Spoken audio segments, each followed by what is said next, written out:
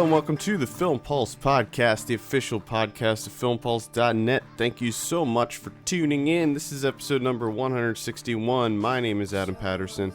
With me today, we have Kevin Rakestraw. How you doing, Kevin? Doing pretty good. This week, we're going to be talking about the Australian drama 52 Tuesdays, playing in select cities right now, as well as the indie comedy Apartment Troubles. Apartment Troubles. We're also going to be talking about some of what we've been watching, and of course we'll be going over this week's movie predictions, new on video on demand, and DVD and Blu-ray releases. Remember, you can send us your questions to podcast@filmpulse.net or leave us a comment on the site. We'd love to hear from you. Real quick, before we jump into our first review, I want to give a quick plug for our Patreon site that we set up. We set up a Patreon page for Film Pulse. Now, this includes the podcast as well as the website in general. And I decided to do this because the cost of running everything is just going up and up, and we just need some help. We need some help from the listeners, and I appreciate it if you could just check out our Patreon page. It's patreon.com/filmpulse, and you can check to see what all our goals are and our perks. You can subscribe for as little as $1 a month, and it would be extremely helpful. I mean, if we had every one of our listeners subscribe at just $1 a month, we'd be good to go. There you go. And I have a lot of plans for the site and for the podcast. We're going to do more video content. We're going to do more podcast stuff. I want to do like a news segment, and then make a video portion of the news segment. Oh, my goodness. We've been talking about doing a Ryan Eats Food podcast, which would be video, like a video podcast. We talked to Ryan about doing a second episode of Ryan Watches a Movie every week, and he's down to do that. So we got lots of plans, but we definitely need your help because all of this stuff takes a lot of time and a significant amount of money. So again, it's patreon.com/filmpulse. Now, I'm not going to be doing a lot of plugs for this every week because I do like to keep things simple on the podcast. I don't like to have sponsors and advertisers and stuff, but I'm probably going to plug it at the top and at the end of the show from now on. I'm not going to go this deep into it every episode, but should we do a full episode of just like NPR style? Yeah, pledge drive. Pledge drive for like a week. Doesn't it drive you crazy during pledge drive week? Because it's just it is just relentless. It is. And I don't know if it's just me, but they seem to do it a lot more. Yeah, they used to. I feel like they used to only do it maybe once a year, and now it's at least twice a year. It's a lot. Yeah, they do it a lot. But with our Patreon, it's pretty modest. We're not looking to make. I mean, it'd be nice if we made like $30,000 a month, like some of these other Patreons. Yeah, I thought we were shooting for like $600,000. I thought that was our end goal, right? No, that's not the end goal. No, not really. The more we make, the more content we can produce. Like, I have a lot of things that I would like to do. I want to get some nice video equipment so that we can do more coverage of festivals and things like that. We want to get more into the video realm, but we also want to expand the podcast and expand the site too. As it stands now, I'm the only one doing news for the site because we can't really afford to hire someone to do news articles, and depending on how the Patreon goes, eventually we might be able to hire somebody to help contribute with news and help the site grow. So that's really what we're looking to do here, and it's up until now it's been sustainable with how things were, but every month it seems to cost a little bit more, so it's like we just need some help with that. And I don't want to add. Like, we can put more ads on the site. Right now, if you go to our site, there's not that many ads on there, and they're pretty unintrusive. And I don't want to add these, what are they called? Like, takeover ads, where it's like the whole page, and you have to click the X to get rid of it. Those are my favorite. Or the ones where you're reading an article, and random words in that article are links, and if you mouse over them by accident, it pops up an ad. I don't want to put any of that stuff on the site. I want to keep things clean and nice and easy to read, but you know, it costs money to run these things. So again, patreon.com/filmpulse. Appreciate it very much, and I'll put links in the show notes and all that fun stuff. So with that out of the way, also real quick, we're going to be doing video portions of the what we've been watching section from now on. It's just something that I've been experimenting with. So you can last week's episode, I just put the video up for that a couple days ago. So you can check that out. This week I'm going to put it up much quicker because I didn't really it took me a while to figure out how I wanted to do it. Gotcha. So this week's is going to be up much sooner, and that'll be on the site and on YouTube, our YouTube channel, and all that stuff too. So, all right, with that out of the way, let's go ahead and jump into our first review. Which one do you want to start with? Let's start with 52 Tuesdays. All right, 52 Tuesdays. This is directed by Sophie Hyde. Synopsis says, 16-year-old Billy's reluctant path to independence is accelerated when her mother reveals plans to gender transition and their time together becomes limited to Tuesday afternoons. This is featuring an all non-actor cast. All non-actors. Okay. Tilda Cobham-Hervey and Del Herbert Jane are the two main actors in this. Now, I have a review for this up on the site currently, so we'll start with you, Kevin. What'd you think of 52 Tuesdays? Oh, it was surprising. Surprisingly good. It takes a little bit to get kind of settled into the structure of the film, the rhythm that it has going on. Because at first it really seems very sloppy and really disjointed. But once you kind of settle into it, you sort of understand what's happening. Mm-hmm. It really takes over. The portions involving the Tuesdays where she spends time with her mother, those were very, very strong.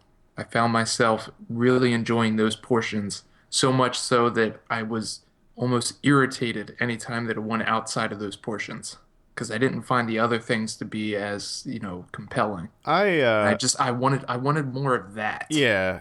I wanted more of that as well, and I thought that the stuff where what she did after she was at her mom's, when she would go to her uncle's studio or whatever that was and have experiments and film her two friends, I thought that there was just too much of that. Like, I didn't need that much.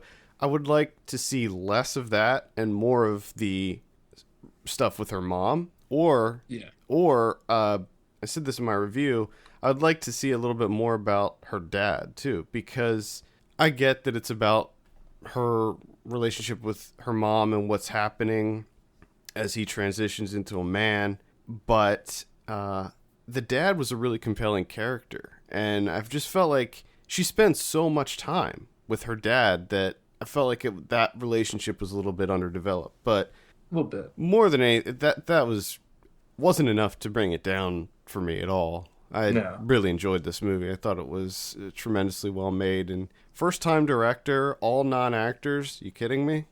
Yeah, I didn't know that. I did not know that. Yeah, which makes it even better in my eyes. And the actor that plays James, Del Herbert Jane, he was brought on as a consultant for the film to kind of help make sure that they're covering the transitioning process in an accurate way.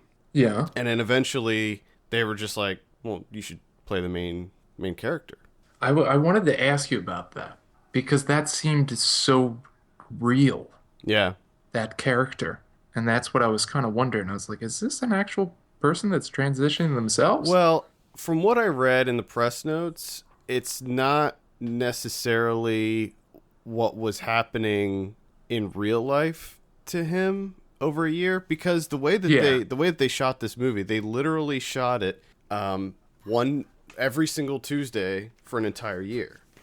Gotcha. And let me just I have the press notes here. I hear them. I hear those press notes flipping. So it's really interesting because there were some specific rules of this movie that they set out for themselves. So it's okay. The film will be shot once a week, every Tuesday, and only on Tuesdays over a full year. The film will be shot chronologically. What is shot on a specific Tuesday is what happens on that Tuesday, so there's no reshoots. Okay. Something from each of the 52 Tuesdays has to be shown, and even though the film is a scripted drama, the script will be open throughout the year, with writing taking place until the final Tuesday.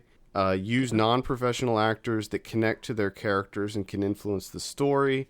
And rather than artificially creating change, allow the subtle but genuine changes over the course of the year to challenge our own expectations of time and influence the story we tell. Okay. Now, that's all well and good. Like, I think that's a cool way of making a movie, and I think that it's a really ambitious shooting schedule. In those press notes, they actually have the shooting schedule, too. So you can kind of see how they did it. But I never got the impression that that's how this movie was. And I know that according to one of those rules, they wanted it to be, the subtle changes and all of that. But it just didn't seem necessary to me. Yeah. To do it that way. But you could also see it as them being highly successful with it then. That's what I mean. I didn't notice that either.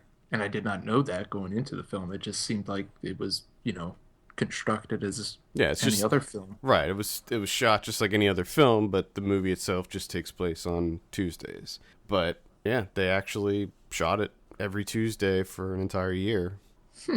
Well, how about that? Yeah. See, you're enlightening me. And I'm appreciating it even more now. Yeah. I mean, I already liked it. Right. Once it was finished, but now giving me little bits of information here. Yep. It is very interesting. For being all non-actors, these people everyone in this does such a fantastic job. They sure do. Yes. All the characters are likable. You can relate to everyone. You can empathize with what they're going through. And I loved, this wasn't a movie about the daughter coming to terms with her mother transitioning into a man. It wasn't really about that. It kind of it touches on it, but when James first told Billy, the daughter, that this is what he was doing, she was fine with it. She accepted it right away. She was perfectly okay with it. But I think the interesting thing was, like, as the film went on and he has problems, he's not allowed to take testosterone anymore because of a reaction his liver has to taking the testosterone. Which that was crushing. Yeah. You like, they build it up a little. I mean, they did a perfect job of building it up, and like, I'm completely in the corner. I'm rooting. I'm like, yes, I want to see where this goes. And then, you get hit with that news, and then you see her sort of go into this like stupor of depression. Yeah. You're just like, oh no, where's this gonna end? Yeah. But so basically that prolongs the transition. So he has to resort to getting surgery to help further things along. And I think it's this prolonged transition period when Billy starts having not an issue with it, but I think that she's just kind of in flux, because like at the same exact time that this is happening, she's kind of developing into a woman and in finding her own sexuality at the same time. And I think that she starts realizing like that she's kind of losing her mom, or she starts feeling that way because she can't live with her. She's only able to see her once a week, and she just wants her mom back. And I think that she doesn't really care whether her, No, I don't think it has anything to do with the transition. Right. It's just the fact that there's, she now has regulated time frame of when she gets to see her mother. Yeah. And that's what really, and then, the communication breaks down a little bit, which I think also adds to both of them having a tough time with what's going on. Yeah. Yeah, exactly. The one thing that I liked about it, or the main thing that I liked about it, is just that it was never like overly sappy. Oh, that's exactly what I was going to say. That was bam, I'm your notes. Yeah. I am the human form of your notes. Nothing about it is heavy-handed. It's not what you would expect from a movie that has this kind of subject matter. It handles it so eloquently. It was perfect. And that's what kind of threw me a little bit when you talked about the production rules of this film, is because for me, watching the movie, I thought, everything seemed to spring up organically. Everything felt really real. Right. It's just very natural. So when you sort of listed off those rules, it was like, man, they really succeeded at what they set out for, because I could not tell. Yeah. I couldn't tell that this was made of, one day a week over the course of a year. Yeah, and I It's think just for me, the only thing that I can say, and it's not necessarily negative, is just the portions with her hanging out with her friends and exploring her sexuality and everything. I didn't find that as compelling as the mother-daughter relationship portions of the film. no, I didn't necessarily either. I I wanted more of the family dynamic and less of the friend dynamic, because I felt like those two characters or two friends were a little bit underdeveloped, especially the boy. Like, we don't even know what his deal is, really. We get to see a little bit about the girl Jasmine, but the dude, who knows what's going on with him. He's And I mean, just going with the flow, man. I think I said in my review, maybe he was just meant to be, those two characters were meant to be kind of tools, for her sexual awakening of sorts. But if we spent that much time with them, I just want a little bit more. A little bit more. I also had, and maybe this was just me, but I was having a hard time, at least at the beginning. Now, they do clear it up later, but at the very beginning, I had no idea that was her uncle. I was like, is that her brother? And who's this? Who's this other little kid? I didn't know if the other little kid was her brother. I was completely confused at the beginning. I had no idea who Harry was. Yeah. I didn't know who the little kid was. I didn't even know who the dad was. I was just like, what are the relationships of all these people? Yeah, they do just kind of drop you in there with this And family. then all of a sudden there's like a quick cut of like the Syria, and I'm just like, what the hell what does Egypt and Syria have to do with all this? What is happening? That's what I mean. It was extremely disjointed at the beginning, but then once it settles in, you get accustomed to the rhythm that it's going for. You're like, oh, okay. And then it's explained a little bit, and everything kind of gets cleared up for you. They're like, oh, okay, I see what's happening now. Mm-hmm. Yeah, definitely. So this is playing in select cities right now, and I don't know what the VOD release is going to be for this one. Is it? Did I see maybe this is on Fandor? Yes, it is on Fandor. Okay, so there you go. It's on Fandor if you have a subscription to that. I don't know if it's going to be on other VOD platforms or what the schedule is for that, but I do highly recommend seeing this one. I think that this is one that a lot of people should see. I would agree. It was a surprise. It was a surprise. And we didn't really touch on a lot of it's very lighthearted too. It's not all doom and gloom and serious drama in this movie. There is plenty of those moments, but a lot of it is very light and fun too. There's a lot of comedy in it as well. So it's not like, yeah, there's a little bit of everything. Yeah, it's not like one of these that just rips your heart out every 5 minutes. So, Yeah. And I gotta say that I didn't know anything about this movie going in. Be completely honest, I didn't know what the synopsis was. I didn't know what it was about. I didn't know anything. I didn't even know it was Australian. So I get into it, and I quickly realize what the story's about. And the immediate thought that I had was, I wonder when they're going to play Anthony and the Johnsons. And they don't do it until towards the end of the film, which I thought was some restraint there. Well, there you go. I knew it was coming, but it doesn't come until near the end. So, Kevin, what are you going to give 52 Tuesdays out of 10? I'm going to give it a 7. Okay, I gave it a 7.5. So definitely check that one out. I think it landed somewhere near the top of my 2015 list. So I have another question for you, because I don't know if this is in your press notes, but you kind of touched on it a little bit. Del Herbert Jane, the character who plays Jane slash James, Yeah. is that an actual person that transitioned? I don't know. I tried to look that up, but I couldn't find any information. So I actually don't know. I would I would think, if Yeah, I would think they were so, brought on. but I really don't know the answer to that. It seems like something that they're kind of guarded about. Also, for review purposes, they requested that anytime we refer to James, they asked us to say he and him, and Oh, okay. not use they and them and their Whoops. or Sorry. or she even during the transition process. So I guess Okay. that's kind of the proper way to do it. Well, I apologize then. Well, I think that you were fine. I was listening.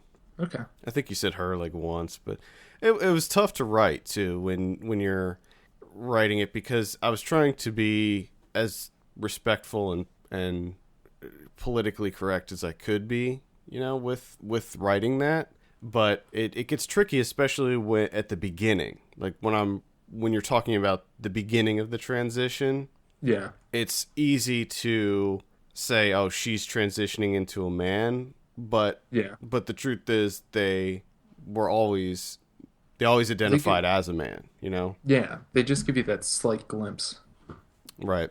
like right at the beginning stage of the transition, which I thought he was a man the whole time. That's the way I saw it. Yeah. So definitely check that out. It's actually number 11 on my Ooh. top list, top 2015 list right now. So Oh boy. yeah, that'll probably move around at some point. I'm constantly fiddling with that. But let's move on to our next movie. We're talking about Apartment Troubles. This is directed by Jennifer Prediger and Jess Wexler. I have a synopsis here. Two codependent roommates on the verge of eviction flee New York for the promise of sunshine in Los Angeles, where their friendship is tested by a chance at fame, a fortune teller, and an amorous, wealthy aunt. It stars Jess Wexler, Jennifer Prediger, Megan Mullally, and Will Forte. Jeffrey Tambor's in there as well. Now, I'll start this one off. I don't even know what to say about this movie. It felt like a nothing of a movie to me. There was just no.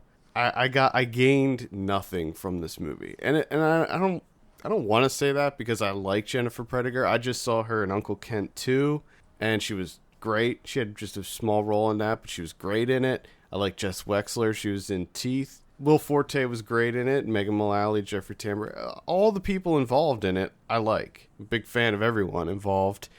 But I just didn't find anything funny about this movie. There were a couple little little chortles to be had here and there. But ultimately, after the movie was over, I was like, what was this? What was this all about? It seemed like a nothing of a movie to me. I agree with you. It's a letdown. It's just really disappointed. I just feel like we've been seeing so many movies like this recently, and shows. I feel like the whole girls thing just launched this 20-somethings in New York comedy movie where we're getting bombarded by all of these like appropriate behavior and female pervert, which I saw at South by, and If I'm judging from movies, if movies are my lessons, I just have the sense that every single person in New York is like has no idea what they're doing, can't get their life together, and are living off their parents. well, Because yeah, it seems like that's every film. yeah, Wexler plays an artist. I'm using air quotes, which you can't see. That apparently her parents are ridiculously rich, which allows them to just fly to Los Angeles. yeah. They just forget their Just get problems. out. Let's just forget our problems. Being evicted, fuck it, let's go. Take a private jet to Los Angeles, and then all of a sudden there's this weird, hey, we're gonna do this essentially American Idol type America's Got Talent Yeah. show, which seemed very odd. But there was also this Which- weird like sexual chemistry between Jennifer Prediger and Megan Mullally. Like, she was kind of trying to hook up with her. It was just... Yeah, and Megan Mullally's essentially playing the same character she always plays, which is slightly tired. And I like her. But it's just like different variations of the same character all the time. Which I'm usually okay with. I just didn't think she had a lot to work with in this instance. I didn't think her character was very funny. I thought Will Forte was the funniest of all of the characters. My favorite was Jeffrey Tambor. Oh yeah, he was good too. Mostly just his reaction to her getting that commercial at the end of the movie. Yeah. Where he's like high-fiving her and then he just yells at her, plug in her fucking phone. Plug in your fucking phone. He's like, ooh, Ohio. He does the vomit. Yeah. Yeah, he was funny in that. But, for a movie that is centered around Prediger and Wexler, who both co-wrote and co-directed the film, man, they did not have much chemistry. No. There's not a lot going on with it. And, they seem to liven up a little bit at the reality show competition type thing. And you're like, okay, here we go. They're a little more playful. They're bantering with each other. They're getting into things. And then it just all goes away. Yeah. Everything in this movie just felt bland to me. It's just bland. Not... Yeah. It was just... No one seemed to really care about it. There was just... No. It was just nothing. I felt nothing from this movie at all. Yeah. It's a bummer. It is a bummer. And, so yeah, I can't recommend this, and I have very little to say because they had very little to say to me. So I would completely agree, and it's a very odd mix where they seem to be going more for. It seemed to be heavier on the drama than the actual comedy, but both of which the stakes are extremely low. You couldn't latch on to anything that's going on here. Yeah, and the comedy I didn't find to be funny at all. There were attempts at comedy, like the kind of quirky comedy, but none of that landed for me at all. No. I'd say if you want to see a funny New York comedy that centers around two best friends, just check out Broad City on Comedy Central. That's a million times better than this. Which, by the way, I just got into. Oh yeah? Oh my god. Make sure you see oh my god. The season that's happening right now. Make sure you check out St. Mark's, the episode St. Mark's, because Oh no, I'm just Adam, I'm just going to skip over an episode. Well, what the fuck? I don't know. Come on. I don't know what I know how to watch TV. Thank you very much. Might skip around and I don't read synopses and be like, nah, that one doesn't sound very good, and go to the next one. I don't do anything. I don't do anything like that. I actually wish that the world would just kind of like pause for a moment, that I could get caught up on Broad City. Just, put everything on hold and stop existing for a while and just let me watch Broad City for like 2 days and just binge. Well, there's not that many. They're only in their second season, right? So there's not that many. But I'm spacing them out because I know there's only 2 seasons. Okay. I don't want to binge and then just be sitting there with nothing to watch. Well, the episode St. Mark's, the entire episode takes place on St. Mark's, and that's where I live. So it's awesome. Oh, good for you. Yeah, they good for you. They go. They're standing outside of my grocery store. Well, I'll score Apartment Troubles. I'll give it a. Oh God, what do I want to give this? 5. Give it a 5, right down the middle. Oh boy, I give it a. Oh my goodness.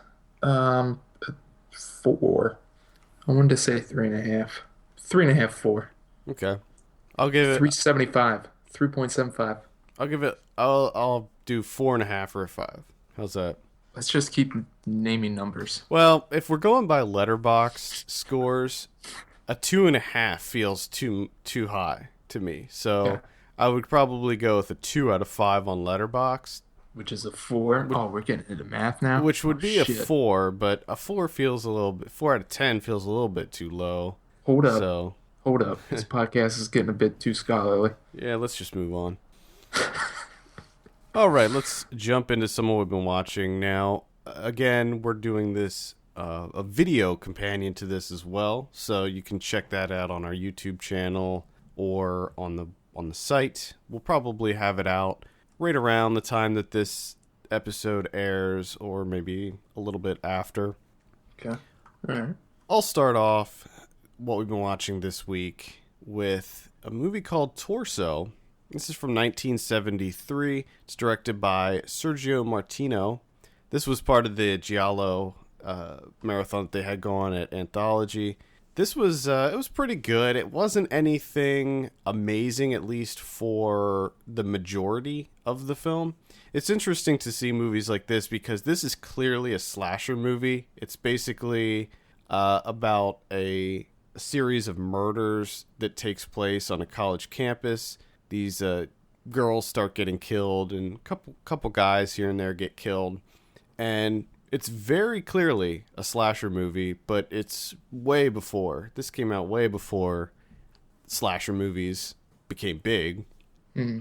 And it's fairly standard. You're kind of fairly standard giallo fare until the end, which becomes basically a cat and mouse game between the main female character and the killer, and it is intense. It gets so intense. She's trying to hide because he doesn't know that she's in the house, and he's kind of wandering through the house chopping up the bodies that he killed, and she's trying to get out, and it's just amazingly shot. Looks awesome. There's this very specific scene that involves a locked door and a key. I'm not going to give it away, but it is intense. It is awesome. And the entire, during that scene, the entire theater collectively gasped when that happened. And that, I don't know if I've ever heard that before in a movie. So, Oh boy. very fun. Torso. Never saw it before, so it was cool to see it in the theater. It wasn't, I guess parts of it were funny. With a lot of these giallo movies, there's usually a bit of unintentional comedy that's that's at play, and there was some in this, but not nearly as much as some of the Argento stuff. But yeah, recommend it. It's not the best giallo I've seen, but it's pretty solid. It's got some awesome opening titles as well. All right. All right. I actually watched all week indies. It's an indie week, Oh boy, Indie Week. even international indie week, actually, because the first one I watched is Brazilian. This is a slow burn horror movie. I mean, loose horror, more of like a murder mystery, by Guto Parente, called The Mysterious Death of Pérola. It's only 62 minutes long. There is little to no dialogue whatsoever in this movie. And it's essentially just a woman that goes to France to study art in college. And she lives in an apartment all by herself. And she just, I guess, through the isolation and the loneliness, kind of loses her mind a little bit. Everything that's going on here is extremely obscure. Really have no idea what's at play. You just kind of get bits and pieces, little hints here and there, and it's a mixture of just regular, straightforward static shots of digital mixed with like video camcorder footage, and then it gets into some like experimental imagery type deals, and then there's someone outside of her apartment or occasionally inside of her apartment, and it's just very bizarre. But the main takeaway from this film is it is deeply unsettling. There's just this odd atmosphere at play where everything seems terrifying and menacing, but yet nothing's really happening at all. That's kind of what happens in It Follows. It's it's something else. I'm gonna have a review for this up soon in a new segment on the website. Oh boy. But I highly recommend it. If it comes out, whenever it comes out, it's completely different than anything I've really seen. Now, how did you see this? Did you have a screener or something? Yes, yes. This actually played at just recently at Rotterdam, Oh, okay. All right. and it's something else. It's unnerving. And what was the name of it again? The Mysterious Death of Pérola. Okay, so keep a lookout for that. I saw Into the Woods. Yeah. Okay. Wait, Yeah. like Into the Woods? Into the Yeah, Woods? Into the Woods. Yeah. Why'd you do that? Directed by Rob Marshall. We Why? for a Blu-ray review. Gotcha. Not for me. Not for me. This one was not for me. Are you sure? I knew I wasn't gonna like it going into it, but I tried to have an open mind, and I just don't get it. The nonstop singing. The thing is, the songs are not even memorable. They're not even memorable. It was the same thing. I think I just have an issue with Sondheim or something, because Sweeney Todd was pretty much the same thing for me, where when you have musicals where everything is a song, the dialogue between characters is a song, I think that it detracts from the actual song. It makes you don't. It It's just like you would say they're not memorable then. yeah, they're not really catchy. They're just everything felt very generic and basic. The story was stupid, and it just felt like X-Men 3, where they were just trying to cram in as many fairy tale characters as they could into a story. And from what I heard, they changed it quite a bit from the actual musical, because I guess the musical is quite long and more involved with the characters. Okay. I just didn't. There was nothing about this movie that I liked. It was truly an awful experience sitting there and watching it. I will say that the Blu-ray is quite good, though. It's loaded with features. It's got all kinds of stuff. There's even a version that you can watch on the Blu-ray that is kind of a sing-along version, where they have the lyrics at the bottom of the screen that scroll across, so you can if for some reason you want to sing along with it. Don't know why you would, but you can. Have you done that yet? I tried it. It wasn't for me.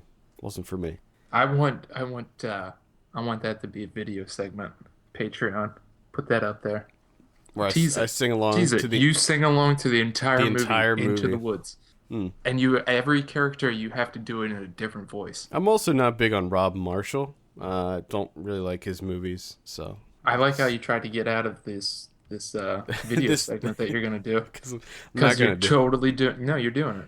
Trust me. I don't think that's gonna bring any Patreon dollars in. It'll bring I me think in. We would lose subscribers if I did that. Guaranteed. I'd like to find out though. At any rate, Into the Woods, not for me. Can't recommend it. Can't get into it? Yeah, that sounds awful. I want nothing to do with that. Since I enjoyed Wild Canaries so much, I went back and watched Lawrence Michael Levine's, I guess this is his second film, Gabby on the Roof in July, which I did not know all the people that are in this. So this is from 2010, and it's kind of like an indie movie all-star game going on here. We have Sophie Takal, Lawrence Michael Levine, got Amy Seismitz, Caitlin Scheel, Lena Dunham in this. And again, it's one of those 20-somethings living in New York, but they can't really do it because they make no money.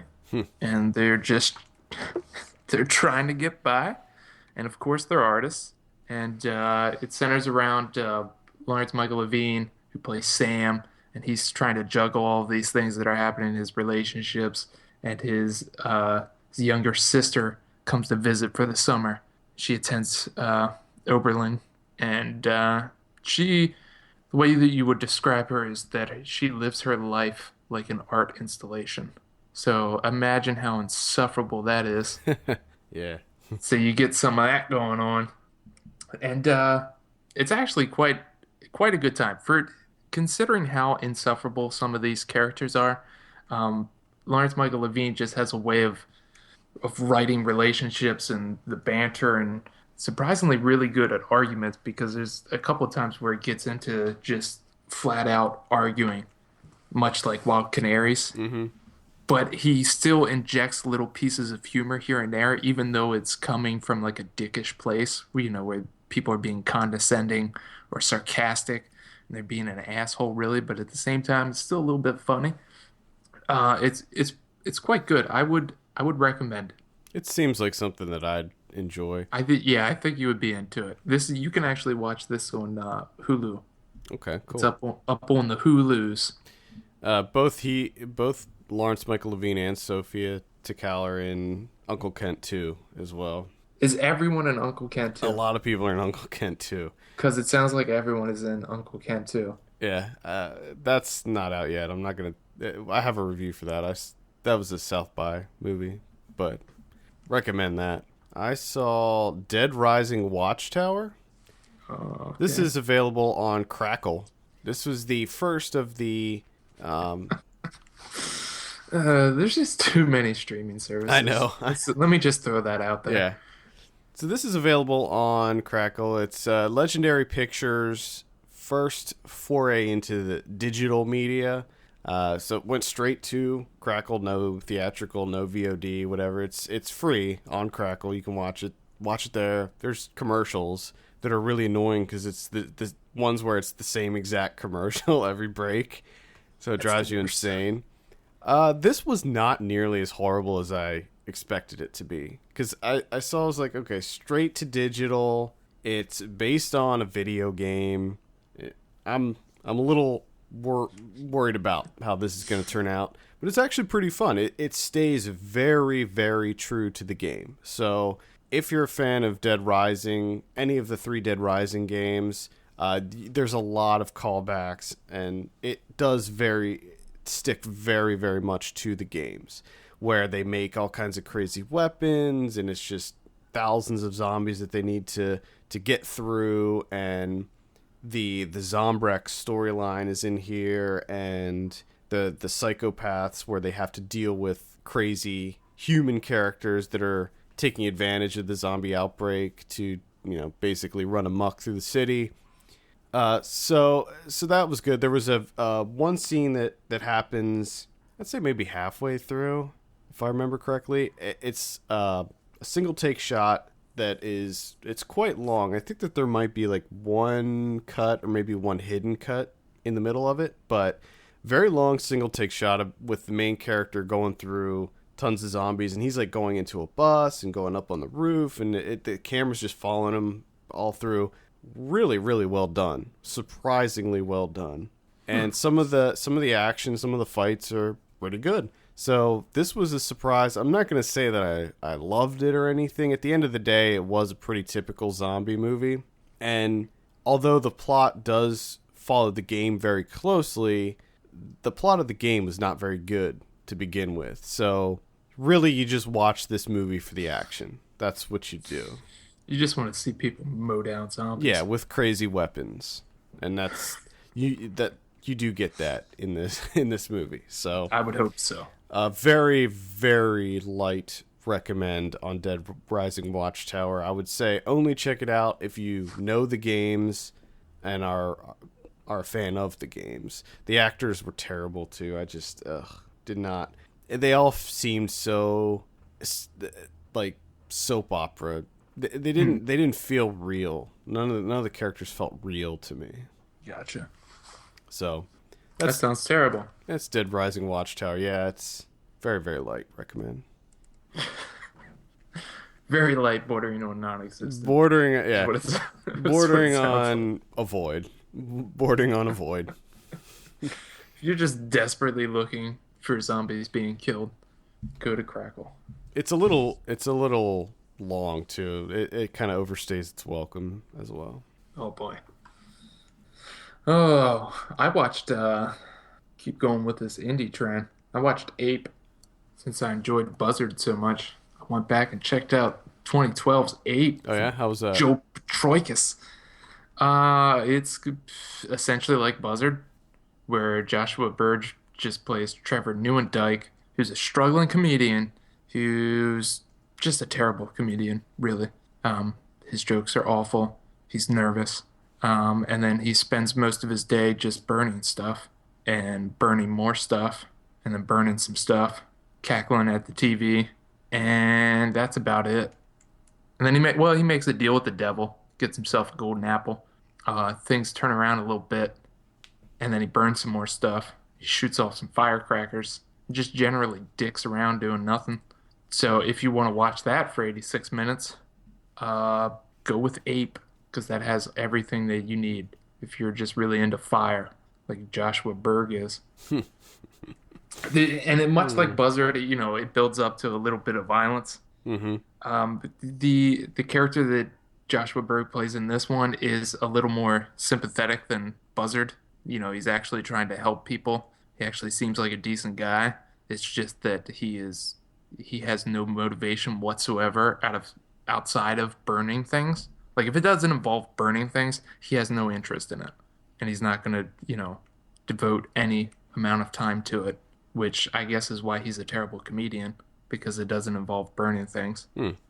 But it also kind of plays, it felt like Bad Fever in a way, because they both deal with comedians that seem to have no sense of what being a comedian is, or how to tell jokes, Uh-huh. or how to develop jokes in any way whatsoever. But the majority of Ape is just him dicking around, burning stuff. Honestly, it's just, imagine the spaghetti scene from Buzzard. Yeah. How could you forget? How could you forget? There's an extended sequence of him just watching TV, sitting on his bed, and he just tears up like little pieces of tissue. And while he's watching and laughing and cackling at the show, he just lights them on fire, and they just go up. Mm-hmm. And they do that for like it felt like 10 minutes, where you're just watching him do that, and then he's just like, I'm gonna walk around town, starting fires, listening to metal or 90s hip hop, and just shooting off bottle rockets. And, that's pretty much it. Okay. So, It's, if you want to check that out, sure. I kind of do, actually. I know it's odd where like I'm watching it thinking to myself like this is a complete waste of time. This is fucking pointless. Like I'm getting nothing out of this. But at the same time I'm it kind of holding my attention just barely. I'm just like I want to see where this is going maybe. Maybe it's going to go somewhere. And it kind of does, but it's not as strong as Buzzard. I will tell you that. It's Oh, not okay. as strong as Buzzard. So don't, you might be a little bit disappointed where it ends up. Okay. And how did you see this? It's actually on Fandor and it's on Mubi. So it's on Okay. And two places to that's see it. that's Ape.